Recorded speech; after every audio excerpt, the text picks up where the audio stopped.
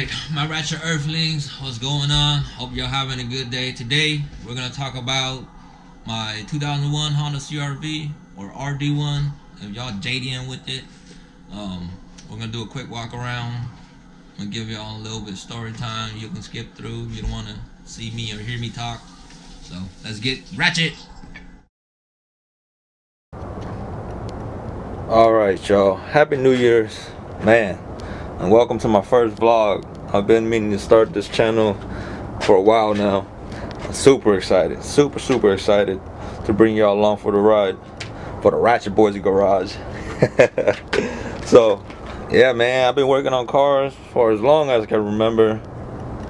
I'm pretty much self-taught and learning from people that I met along the way. Well, with that being said, whatever I do and say on this channel, whether it's correct way or incorrect way, I do it at my own risk. So I hope y'all know you all gotta do this at your own risk. I'm not gonna be responsible for any of that.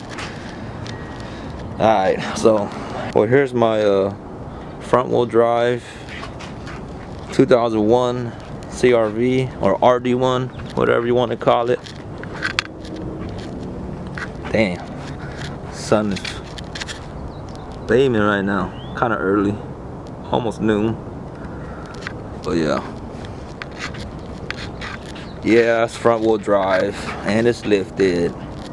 But anyways, I bought it, and I wish I was 5 speed also, but I bought a junker CR-V and I pulled the diff transmission off and everything. It's still sitting at my buddy's house, so I gotta wait for that. Probably won't be here for a while until I get it back. Anyways, so it's lifted. It's a 3-inch lift, and it's from HRG. Let me see if we can see this.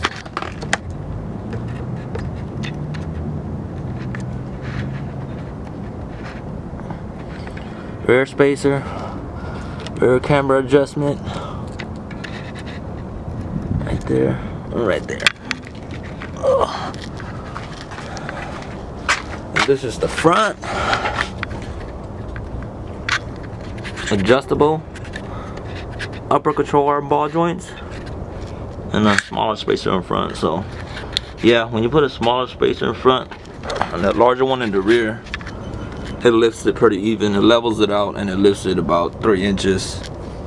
So when you do the 3-inch lift spacers, you have to get the engine and subframe drop kit. So, let me show you guys right now. There's spacers. Oh, you can see that. There's spacers right there. So it drops the engine down. And let me show you the subframe part. Hopefully light enough light. Oh yeah, perfect. This is the subframe, and these spacers, there's 3 of them, so you have to remove, actually there's 4 of them. So those 3 you can see there, and then one up here. So when you do this, you have to remove all these bones, and I did this without a jack. You can do this if your CR-V is lifted already. You can do this without the jack. So yeah, it's exactly identical on both sides. Passenger side also looks like that. You can see here it straightened out my axle pretty good. Let me see if I can get it to focus here. Right there. Before it was like really at an angle. It was crazy, and I still drove it 4 hours to Vegas. Let me get to that story in a minute.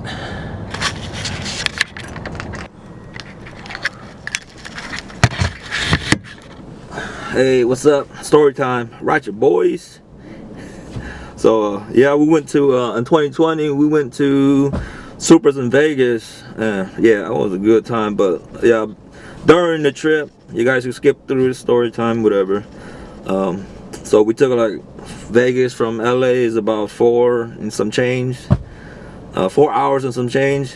Yeah, so my third hour I started feeling like vibrations in my steering wheel and just all around the car, the CRV. So I pulled over at Prim. All my California folks know where Prim is at on the way to Vegas. Yeah, there was like grease, CV grease everywhere, steaming hot. So, but we were like Prim, you know, like 30-40 minutes away from Vegas. We just kept going, and then it got worse. About like 30 minutes into it, we were like Henderson. It felt pretty bad. So by the time I got to the exit, I got to an intersection. It was a red light turning green. So, you know, I kept going, and I realized I heard a pop, and it was my axle popping out of my transmission. But since we were rolling, I had enough energy to get up a driveway, and there was a shop there, so get up the driveway and into a parking spot. So yeah, and they were closed, so it was like 4 or 5 o'clock already, so they were closed. They didn't do any more work. And then we caught an Uber to our room, enjoyed the Supras in Vegas and all that. Yeah, so make sure you get a drop kit with your lift kit. That's more of the story. Yeah, 2020 was rough. This car even got stolen, like, what is it? The end of November. It got recovered mid-December-ish. Yeah, let me show you guys what happened.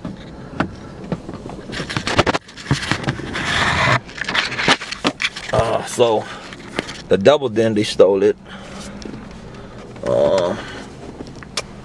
I replaced it with a cheap Amazon one. They stole my climate control. I got this from the junkyard, but there was only one CRV at the junkyard at the time, so it was missing these knobs. The LEDs to light it up and the label for this is all missing. Let's see, I got some knobs that I can actually control my climate, but they'll turn it, they just won't stay in place. But they're from a Acura, like a 2006 Acura TL. What else? Yeah, they freaking jammed my ignition with a screwdriver, I guess. I've replaced that already. The rear window, the small one, was broken. They got into it. They jammed every single keyhole, including the ignition. That one, HRG. That's where you get the lift kit. That one, jammed.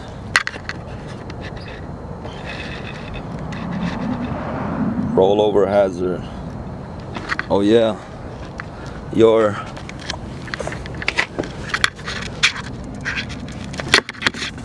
what is that? Your sway bars, linkage, they will snap when you lift it.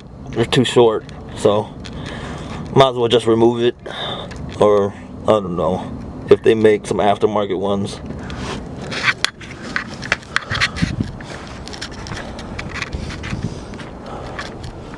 Yep. So these are my tires.